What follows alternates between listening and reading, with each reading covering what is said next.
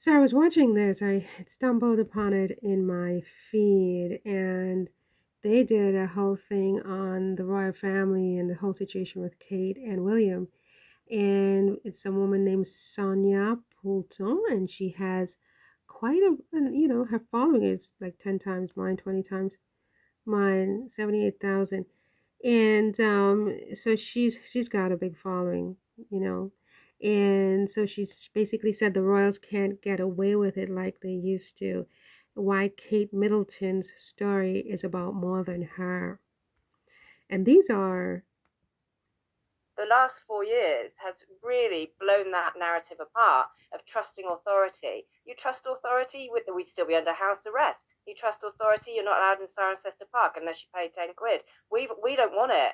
People around the world do not want to be told what to do anymore, and we don't want to be told what to think, especially by elites. So I think that's why so many so-called right-thinking people are attached to this particular so-called conspiracy theory of where is Kate, is that her? It still is very strange how little that image on that grainy video footage does look like Kate initially, and she's the most recognised woman in the world. So why were so many people going, that's not her? And of course, the BBC's very own Mariana Spring, misinformation, disinformation, expert around the world, self-styled, so-called, she's come out today with a whole article about the first thing I saw on my social media feed was that's not Kate. How can this be happening? Because people are genuinely thinking that's not her. It doesn't look like her. Whatever, if the reality is it's her, she doesn't half look different. She really does. So that's why I think people are naturally thinking there's something fishy here. And that's why this story is still going viral.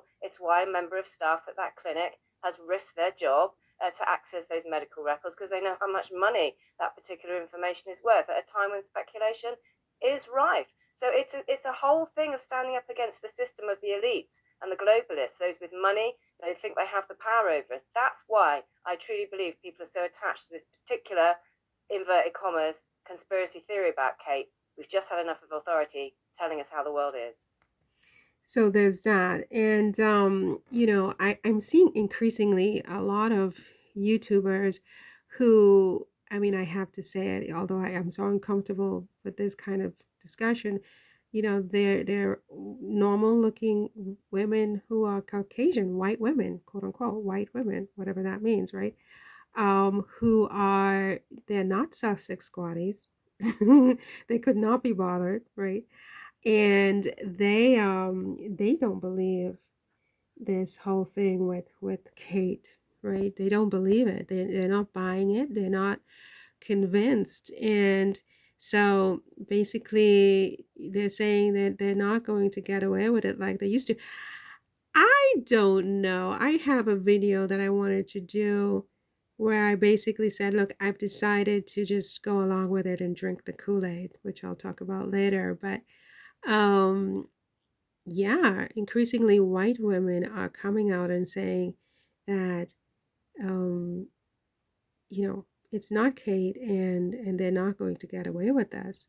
So let's see what happens.